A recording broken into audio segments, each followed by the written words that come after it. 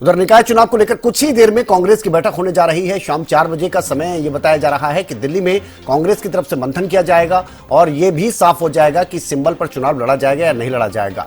हरियाणा कांग्रेस के तमाम जो दिग्गज नेता हैं वो यहां पर मौजूद रहेंगे और निकाय चुनाव को लेकर बातचीत होगी, एक रणनीति तैयार की जाएगी, क्योंकि 11 तारीख से आपको बता दें नामांकन का जो दौर है वो शुरू होने जा रहा है। ऐसे में अब पूरा फोकस यही होगा कि जल्द से जल्द जो उम्मीदवार हैं उनको मैदान में उतार दिया जाए, जिससे कि उनको ज्यादा समय मिल सके, अपने मुद्दे लेकर वो जनता के बीच जा सके। और इसी कड़ी में आपको बता दें कि कांग्रेस की ये बैठक होने जा रही है दिल्ली में। यह महत्वपूर्ण बैठक जो कि 4 बजे शुरू हो जाएगी और इसमें निकाय चुनाव को लेकर रणनीति तैयार की जाएगी और साथ ही यह भी फैसला ले लिया जाएगा कि सिंबल पर जो चुनाव लड़ना है या नहीं लड़ना। तो हरियाणा कांग्रेस के तमाम दिग्गज नेता इस बैठक में मौजूद रहेंगे और निकाय चुनाव को लेकर यह मंथन होने जा रहा है। दिल्ली में शाम 4 बजे आपको बता दें यह बैठक शुरू हो जाएगी और इस बैठक में एक रणनीति पूरी तैयार की जाएगी निकाय चुनाव को लेकर, क्योंकि कांग्रेस के लिए और भी ज्यादा जरूरी हो जाता है कि एक फुल प्रूफ प्लानिंग के साथ निकाय चुनाव में उतरा जाए और इसी वजह से यह मंथन का दौर अब शुरू होने जा रहा है।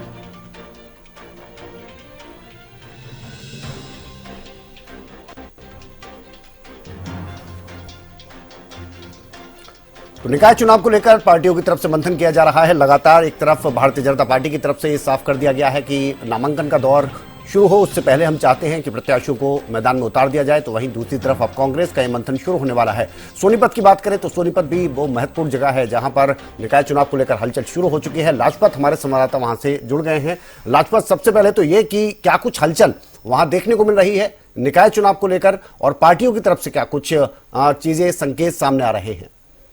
बिल्कुल, देखिए निकाय चुनाव है और निकाय चुनाव आप समझ सकते हैं कि एक शहर के लिए मेयर चुना जाता है और मेयर पूरे शहर के विकास को लेकर अनेक तरह की रणनीतियां बनाई जाती हैं ताकि शहर को साफ सुथरा रखा जाए, लोगों की समस्याओं को सुना जाए।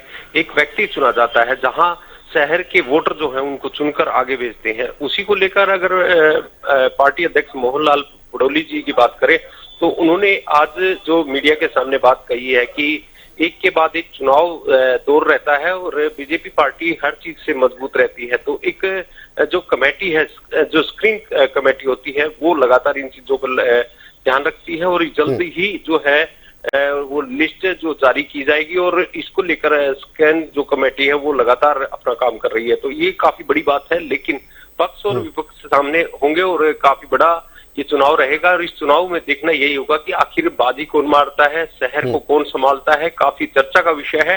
अब निकाय चुनाव है और निकाय चुनाव की जो घोषणा हो चुकी है, दिल्ली जो चुनाव है उसके बाद आप समझ सकते हैं कि कल जो वोट किसकी सरकार बनेगी ये भी एक सवाल है। दिल्ली चुनाव के बाद और भी सक्रिय जो है बीजेपी के कार्यकर्ता या बीजेपी के बड़े नेता इन चीजों पर फोकस करेंगे, क्योंकि मोहनलाल बड़ोली जो है पार्टी अध्यक्ष है और जो मुख्यमंत्री, दोनों की जोड़ी ने जो खेल खेला था हरियाणा में अपनी सरकार बनाने पर, तो लगता है अब कहीं ना कहीं जो है बीजेपी के मोहनलाल बड़ोली जो है वो इस चीज को सक्रिय रहते हैं। आज भी उन्होंने मीडिया के सामने साफ किया है कि जल्दी ही लिस्ट जारी कर दी जाएगी और अनेक तरह के जो मुद्दे हैं उनको सब पर ध्यान दिया जाएगा और कार्यकर्ताओं को मजबूत लगातार रखते हैं। और इसमें देखना यही है कि निकाय चुनाव खासकर दिल्ली एनसीआर के नजदीक सोनीपत पड़ता है और सोनीपत काफी बड़ी एक राजनीति का गढ़ है और इसमें देखना यही होगा कि आखिर किस तरीके के खेल खेले जाएंगे, क्योंकि आप समझ सकते हैं कि हरियाणा में सरकार जो बनाई है, फिर दिल्ली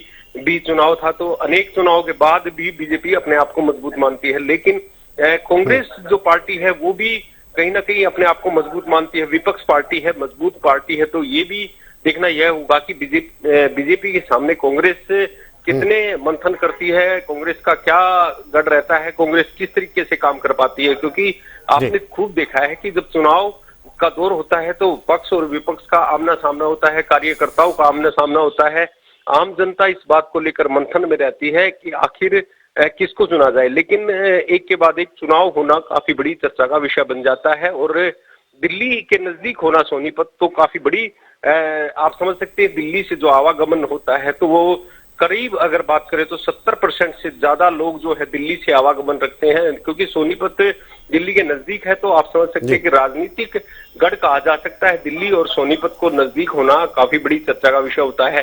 तिकोना मामला यहाँ पर देखने को मिलता है, यूपी भी नजदीक लगता है, तो जो शहर है वो शहर भी काफी बड़ा सोनीपत है। और जैसे कि यहाँ से अगर बात करें अतीत की, तो निखिल मदान जो थे यहाँ से कांग्रेस के मेयर थे, और उसको उन्होंने सोनीपत की सीट को खाली किया, और वो एज एमएलए है, तो इस बात को लेकर भी मंथन रहेगा और काफी चर्चा का विषय रहेगा। तो इसमें देखना यही होगा कि अब बाजी कौन मारता है, कौन आगे आता है।